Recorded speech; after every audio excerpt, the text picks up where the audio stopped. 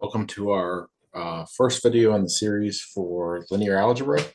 We're going to be talking about an introduction to systems of linear equations today. This is probably a review that you have from algebra and pre-calculus. Let's go ahead and get started talking about first linear and nonlinear equations. So the first question asks if 2x minus 3y is equal to 4 is a linear equation. It is, because both x and y have an exponent of 1. There's no trig functions in there. There's no, it's not a rational function with x's in the denominator.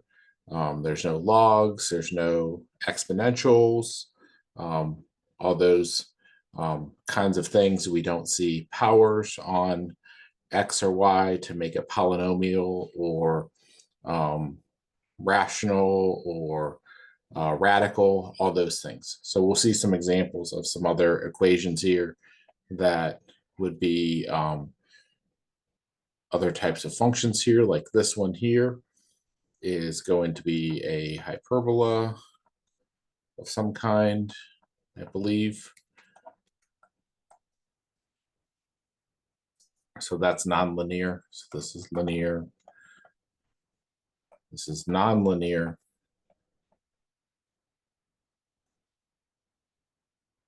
And this next one will also be nonlinear because trigonometric.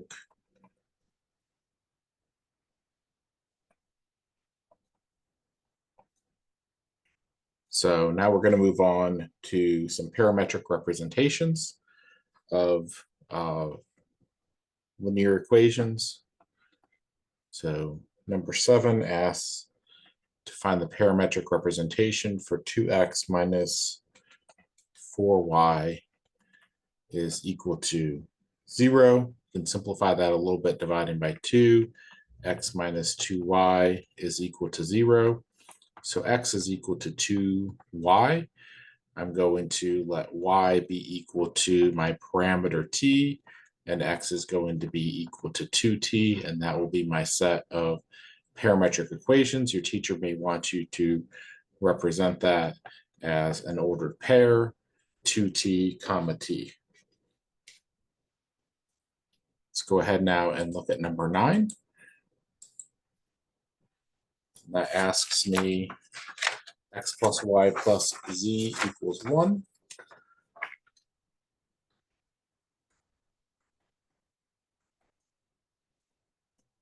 That's linear. That's just linear in 3 dimensions.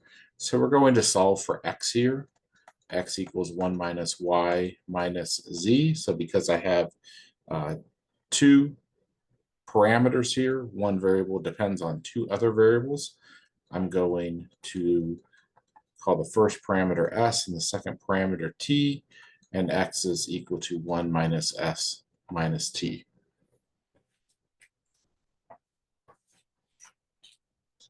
Skipping ahead now to number 39. That was number 9. Now let's look at number 39. We have systems of linear equations. 3u plus v is equal to 240.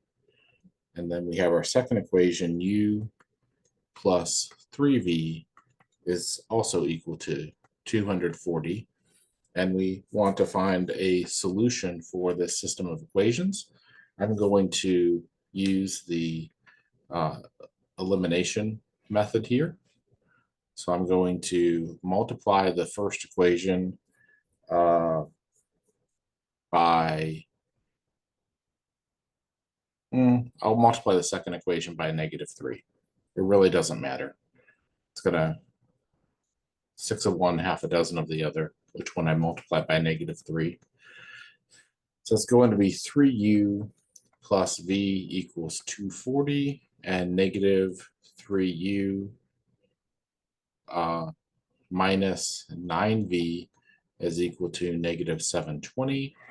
giving me negative 8v is equal to negative 480. And that gives me that v is equal to 60. So if v is 60, 3u plus 60 is equal to 240. 3u is equal to 180. And u is equal to 60. So my solution here is 60, 60.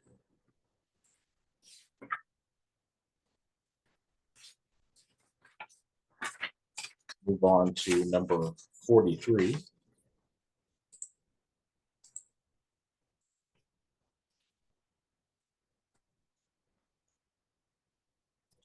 And it's x minus 2 over 4 plus y minus 1 over 3 is equal to 2, and x minus 3y is equal to 20. So I'd like to clear those fractions in the top by multiplying everything by 12. That's going to give me 3 times x minus 2 plus 4 times y minus 1 is equal to 24. And that gives me 3x minus 6 plus 4y minus 4 is equal to 24.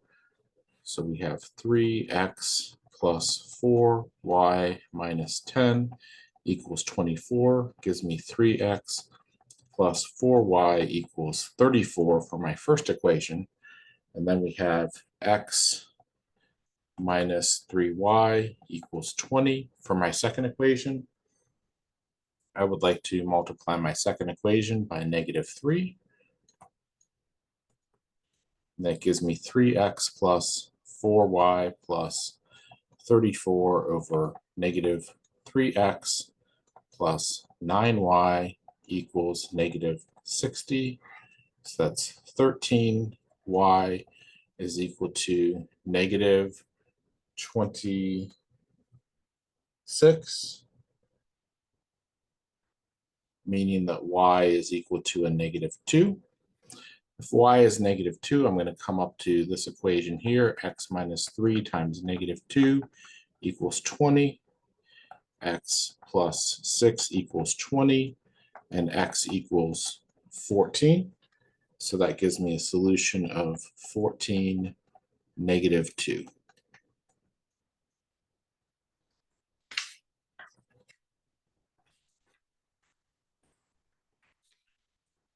Now at number 47, which is going to be a 3 by 3.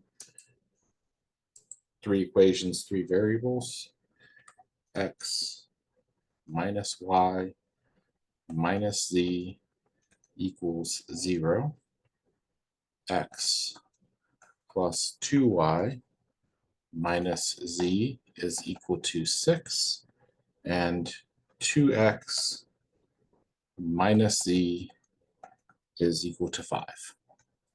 So we're going to need to combine some things to eliminate a variable. Let's go ahead and take this first equation and subtract it from the second equation here and get, is that what I did? No, I did first minus third. So I did negative x minus y and then 0. And then that's equal to negative 5. And then I did second minus third. So that's negative x plus 2y is equal to 1. And I eliminated my z's. So now I have, let's go ahead and change this. So I'm going to multiply the first equation by negative 1. X plus y is equal to 5. And negative x plus 2y is equal to 1, leaving me with 3y is equal to 6 and y is equal to 2. So then I can go back to this equation, x plus y equals 5, x plus 2 equals 5, x equals 3.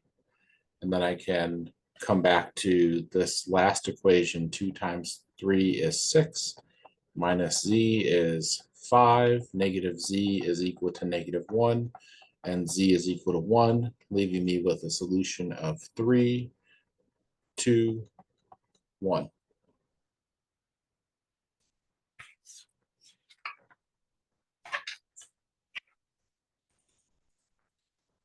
These next questions introduce us to a little bit of vocabulary that is maybe new to you. Maybe you've used this vocabulary before, but we're going to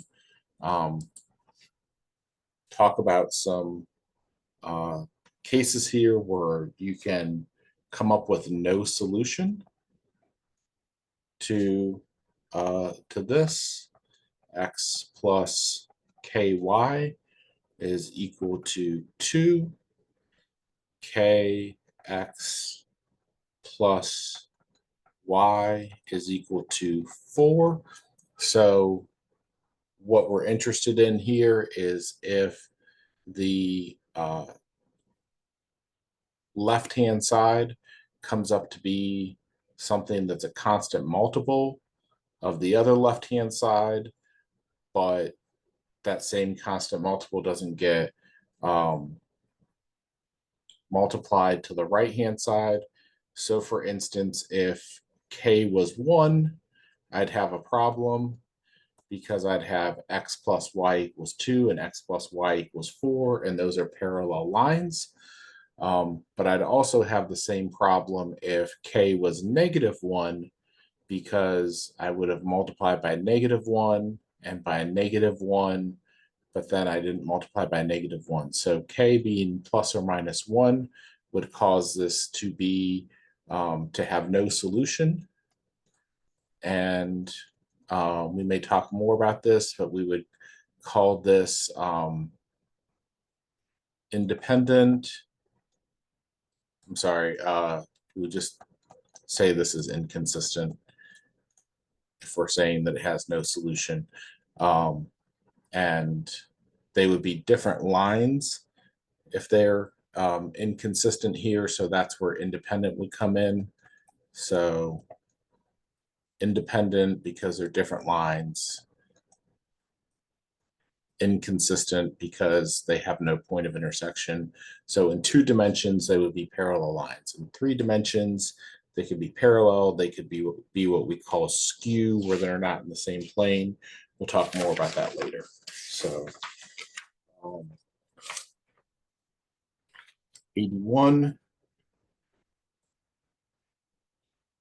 Let's go into, we want to find exactly one solution. So k x plus 2ky plus 3kz equals 4k, x plus y plus z equals 0, and 2x minus y plus z is equal to 1. So I can't get any of these equations to be constant multiples of the others to eliminate all the variables and see if I get a true equation 0 equals 0 or a false equation 0 equals something else. The only problem that I would have here to get 0 equals 0 and it would eliminate a parameter and give me infinitely many solutions is if k equals 0. So k equals 0 is my problem. As long as k is not equal to 0, I have exactly one solution to this.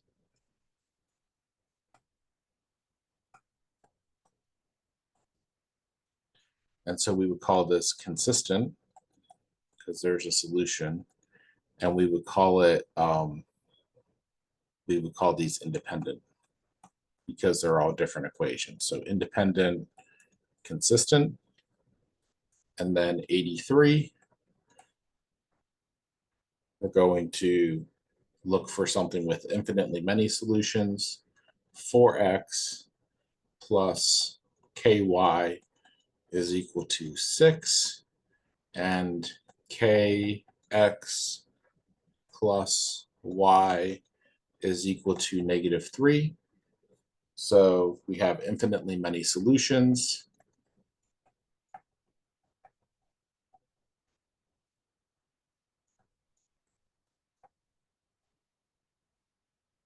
If k is equal to -2,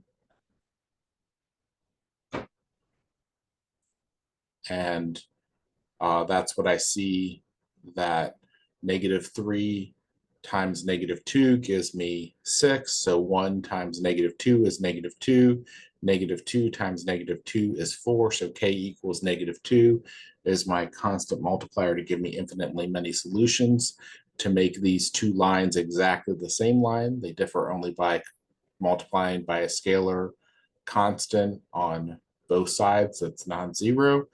So we're going to say that these are dependent because they're actually the same line. So dependent, and then they're consistent because actually every point on the line is a point of intersection. So they have intersection at every point because they are the same line. So they're dependent, consistent. We may do more of that classification later, but I wanted to introduce you to those words right now: independent and dependent, and consistent and inconsistent, so that you're ready to talk about those in class. Your teacher may have the expectation that you heard those words in pre-calculus or in algebra somewhere, but we're definitely going to be using those words to classify systems of equations here in linear algebra. All right, that's it for this video that covered our example problems that we were going to go through for 1.1. So next time we're going to come back and talk about our suggested exercises from section 1.2. So I'll see you for the next video.